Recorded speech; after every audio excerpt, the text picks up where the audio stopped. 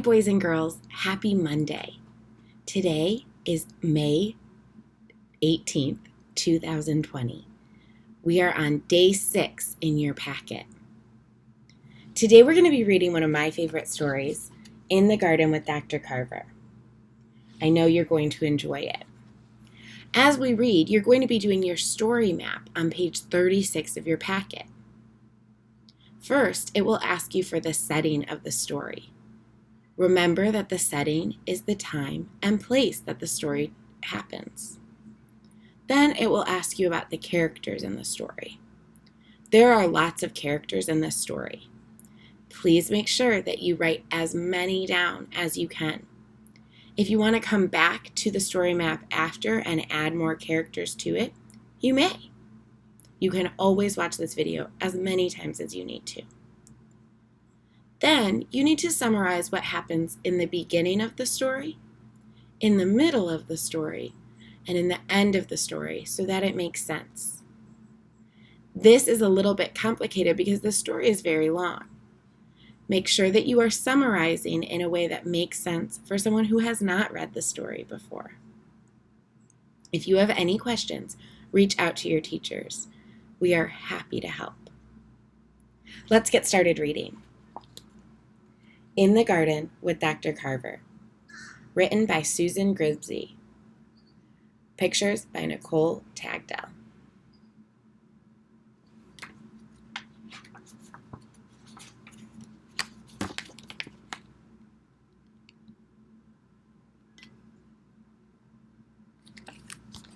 Dr. Carver called the wagon his movable school, and it was piled high with plants, tools, and seeds. The adults all gathered around, eager for advice. They had heard about the 20-pound cabbages and the onions as big as a young child's head that Dr. Carver had grown on land just like ours. He said that plants get from the soil the foods that they need to make them grow. But cotton, like a hungry monster, had gobbled up the good foods in Alabama soil. Dr. Carter was showing folks how to make our poor soil healthy again.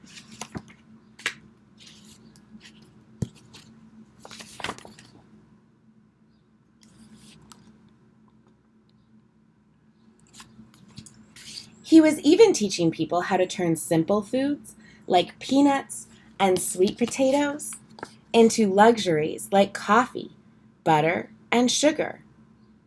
Hundreds of new products poured out of his laboratory, all made from plants we could grow.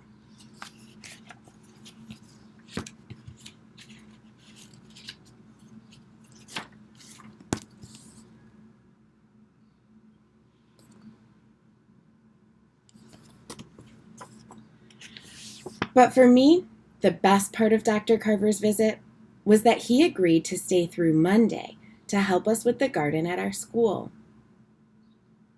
Who here would like to learn to be a plant doctor? Dr. Carver asked. I waved my hand the hardest, so he asked me to observe the first case.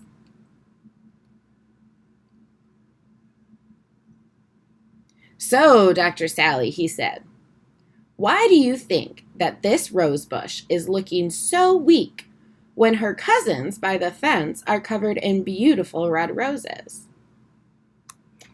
I don't know, I admitted. What should I do first? Listen to the plants, he said. They'll tell you what they need. Go on.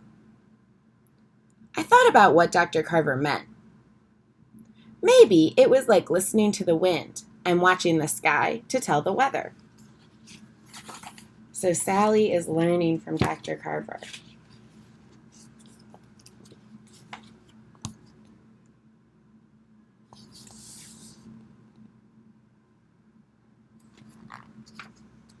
I looked over at the healthy roses, basking in the bright sunshine. Then I examined my patient. Just one single rose grew on her entire bush, as she sat all alone in the shade beside the shed. "I've got it!" I cried out. "My patient needs to be moved to where she'll see more sunlight." "That is an excellent job of observation, Dr. Sally," Dr. Carver said. "Now let us begin the operation." So see how Sally found that they needed more sun. Dr. Carver showed us how to transplant the rose bush very carefully, without damaging her roots or letting her scratch us. So there they go.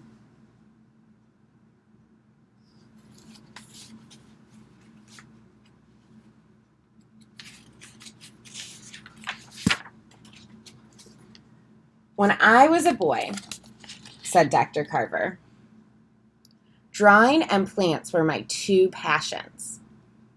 I mixed my own paints and covered stones and discarded boards with pictures of the flowers. And I was always asking questions. I wanted to know the names of every strange stone and flower, every insect, bird, and beast that visited the garden. We wanted to know all about the garden, too. So we just sat there quiet, watching, listening to nature, and drawing the beetles and bees, flowers and fungi, worms and birds, and pretty bits of stones. I never knew our garden was such a busy place." And Dr. Carver knew the names of everything.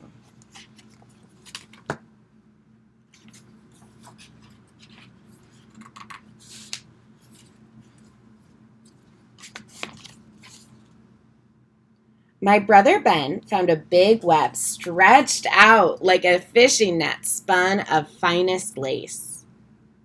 Do you see that big web? On it waited a huge and hungry spider. Oh man, let's take a look.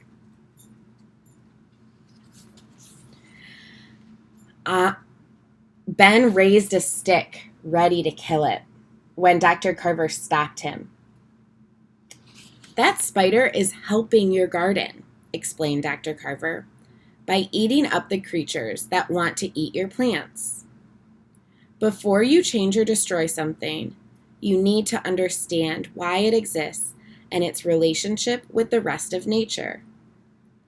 The plants, the soil, and the animals that visit are all connected, just like a web."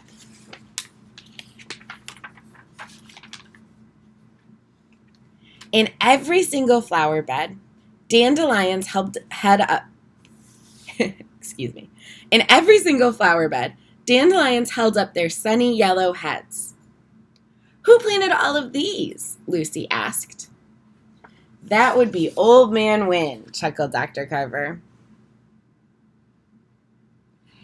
He showed us all how the fluff of a dandelion puffball was really a family of hundreds of seeds. Do you see those puffballs? And then they turn into these yellow flowers. Carried by the wind, they could travel miles before landing and beginning to grow. A plant is a weed if it's growing uninvited, we learned.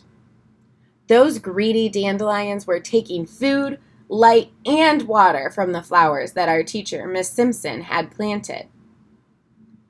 Dr. Carver showed us how to remove the dandelions, pulling them up by their long and hungry roots.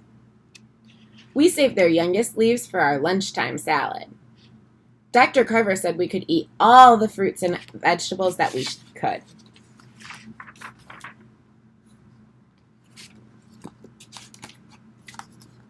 There's Dr. Carver eating with the boys and girls.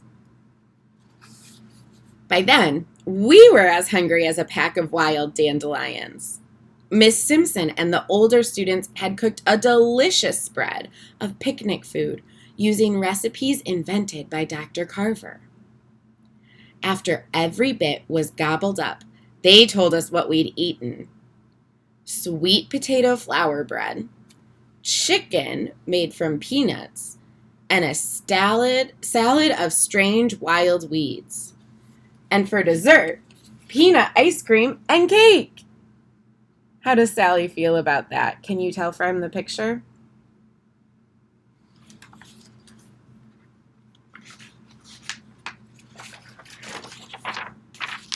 After our feast, Dr. Carver said that it was time to plant our own kitchen garden. We followed him to the lot behind our school.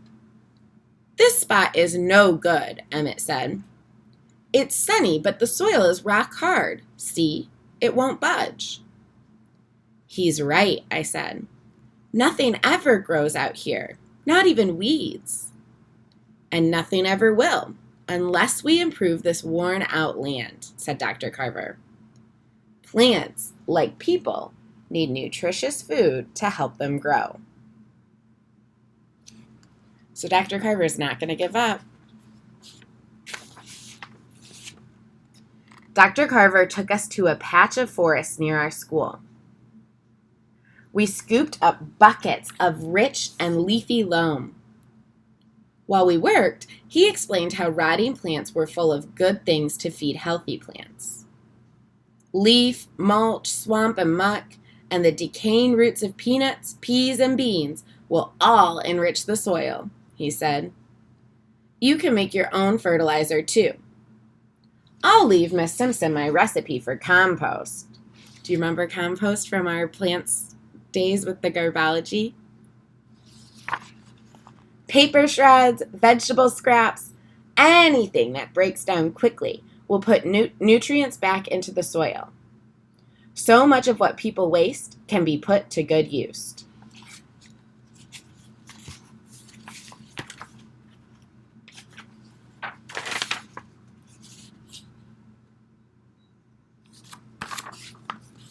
We cleared the plot of stones, spaded and hoed, chopped and raked, turning and mixing into the soil the forest humus we'd gathered. We worked that soil until we had a fine, rich field. Then we divided it into plots. We planted sweet potato slips and peanuts, snap beans, lima beans, cowpeas, squash, okra, and melons. Ooh, it's going to be a good garden.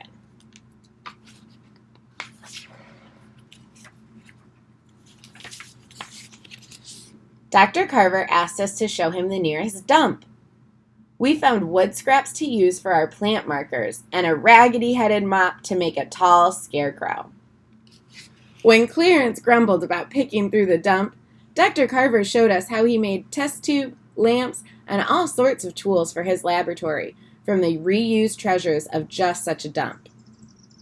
The word treasure set Clarence's eyes on fire, and he kept picking up until he found a fine costume for our shaggy-headed scarecrow.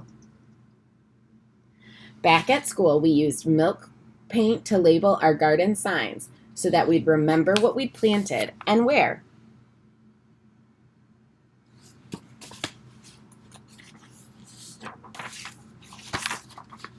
We were all sad to see Dr. Carver leave, but he made Miss Simpson promise to take us outdoors every day for nature study and gardening lessons.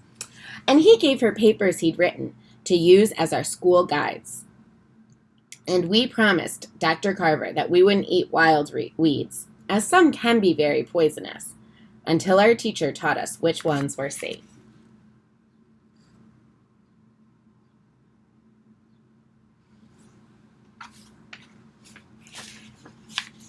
Some people come in and out of your life as quick as a hummingbird, darting at a trumpet vine. And some of them, when gone, leave something behind that sticks in your heart or mind. It sticks to you like a little burr on your sock. It wraps around you like the tendrils of a vine. Since that day that we spent in the garden with Dr. Carver, whenever I step among flowers, trees, or vegetables, I remember his words. Listen to the plants and they'll tell you what they need. And they do. So second graders, Dr. Washington Carver was a real person. This is a fictional story, but he was a real person and a real scientist, and he did amazing work. We might post a video later to show you just exactly what he did, but you could also look up on YouTube about Dr. George Washington Carver, who did all of this cool stuff. If you have any questions about your story map, feel free to reach out to your teachers. Watch this as many times as you need so that you can remember all of the parts of the story. Have a wonderful Monday.